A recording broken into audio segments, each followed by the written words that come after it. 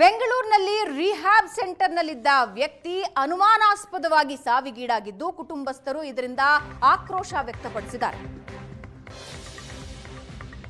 Rehab centre ಸಿಬ್ಬಂದಿನೇ ಹಲ್ಲೆ ಮಾಡಿ ಕೊಂದಿದ್ದಾರೆ ಅಂತ ಆರೋಪಿಸ್ತಾ ಇದ್ದಾರೆ. 2 ತಿಂಗಳ ರಿಹ್ಯಾಬ್ ಸೆಂಟರ್ಗೆ ಸೇರಿದ್ದ 27 ವರ್ಷದ ರಮೇಶ್ ಮೃತರಾಗಿದ್ದು, ರಿಹ್ಯಾಬ್ಗೆ ಮಾವ ರಮೇಶ್, ಅಳಿಯ ಅಜಯ್ ಇಬ್ಬರನ್ನು ಕೂಡ ಕುಟುಂಬಸ್ಥರು ಸೇರಿಸಿರ್ತಾರೆ. ಅಳಿಯನ ಮುಂದೆಯೇ ಸೋದರ ಮಾವನಿಗೆ ಹಲ್ಲೆ ಮಾಡಿರೋ ಆರೋಪ ಕೇಳಿಬಂದಿದೆ. ಕೆಂಗೇರಿ ಪೂರ್ಣಪ್ರಜ್ಞಾ ಫೌಂಡೇಶನ್ನ ರಿಹ್ಯಾಬ್ ಸೆಂಟರ್ನಲ್ಲಿ ಈ ಘಟನೆ ನಡೆದಿದೆ. ನಿನ್ನೆ ಕ್ಷುಲ್ಲಕ ಕಾರಣಕ್ಕೆ ಎದೆ ಕಾಲಿಗೆ ಪೈಪ್ನಿಂದ ಹಲ್ಲೆ ಮಾಡಿದ ಆರೋಪ ಕೇಳಿಬಂದಿದ್ದು, ರಿಹ್ಯಾಬ್ ಸೆಂಟರ್ ಎದುರು ರಮೇಶ್ ಕುಟುಂಬಸ್ಥರು ಗೋಳಾಡ್ತಾ ಇದ್ದಾರೆ.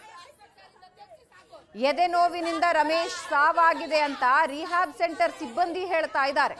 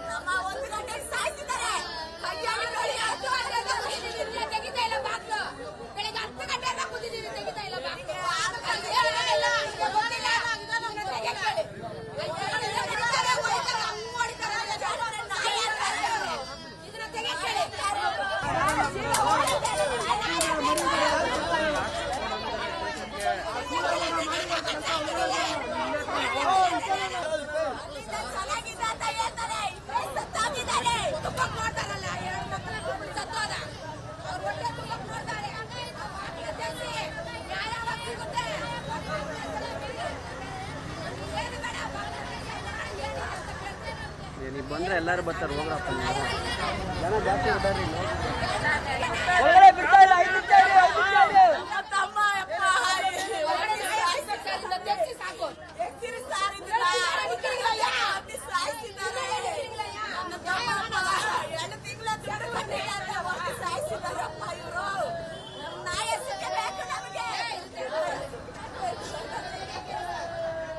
ನಾನೇ ಹಿಡಿದು ಕೊಟ್ಟಿದ್ದೆ ಸರ್. 9ನೇ ತಾರೀಕು ಇವರು ಫೋನ್ ಮಾಡಿಬಿಟ್ಟು ನನಗೆ ಬೆಳಗ್ಗೆ 6 ಗಂಟೆಗೆ, ಅಮ್ಮ ಎಷ್ಟು ಸತಿ ಫೋನ್ ಮಾಡೋದಮ್ಮ, ನನಗೆ ಫೋನೇ ಬಂದಿಲ್ಲ ಸರ್. 6 ಗಂಟೆಗೆ ಫೋನ್ ಬಂತು.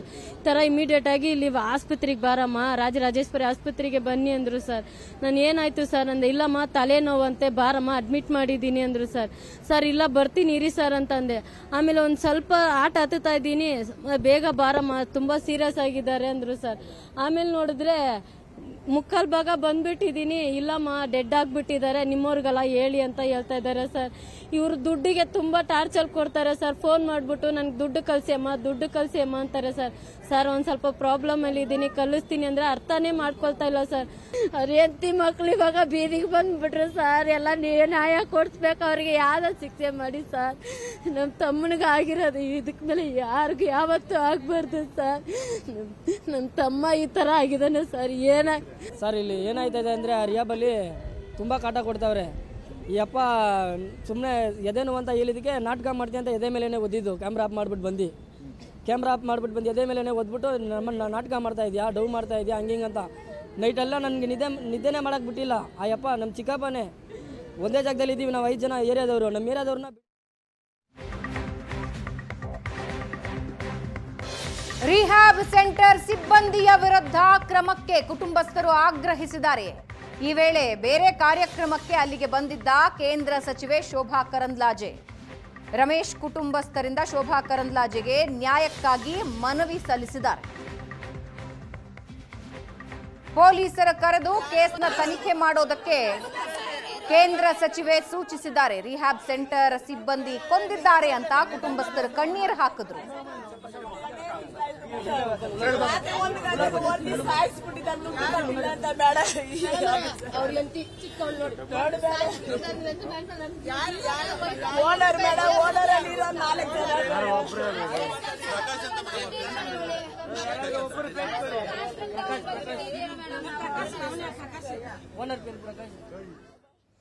ಈ ಬಗ್ಗೆ ಇನ್ನಷ್ಟು ಡೀಟೇಲ್ಸ್ ಹಂಚ್ಕೊಳ್ತಾರೆ ಪ್ರಜ್ವಲ್ ಎಕ್ಸಾಕ್ಟ್ಲಿ ಏನಾಗಿದೆ ಅಂದ್ರೆ ಕೊಂದು ಬಿಟ್ಟಿದ್ದಾರೆ ಅಂತ ಕುಟುಂಬಸ್ಥರು ಹೇಳ್ತಿದ್ದಾರೆ, ಹಾರ್ಟ್ ಅಟ್ಯಾಕ್ ಅಂತ ರಿಹ್ಯಾಬ್ ಹೇಳ್ತಾ ಇದೆ, ಏನಾಗಿದೆ ಅಲ್ಲಿ?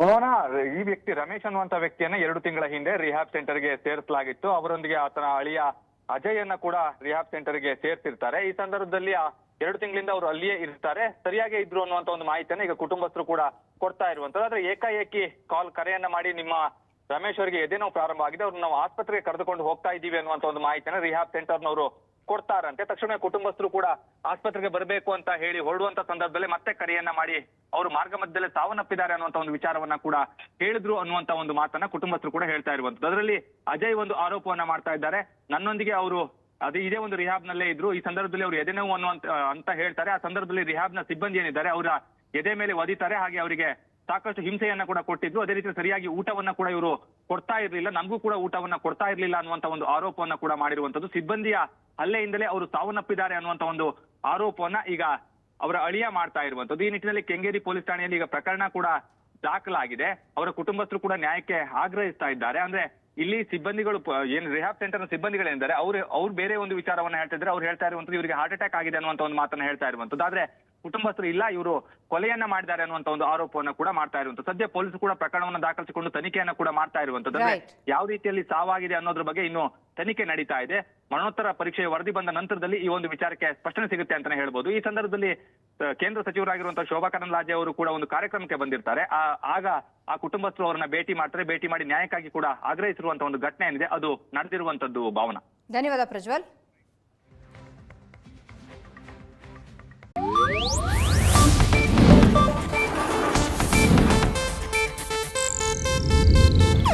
ಇದು ಏಷ್ಯಾನೆಟ್ ನ್ಯೂಸ್ ನೆಟ್ವರ್ಕ್ ಪ್ರಸ್ತುತಿ.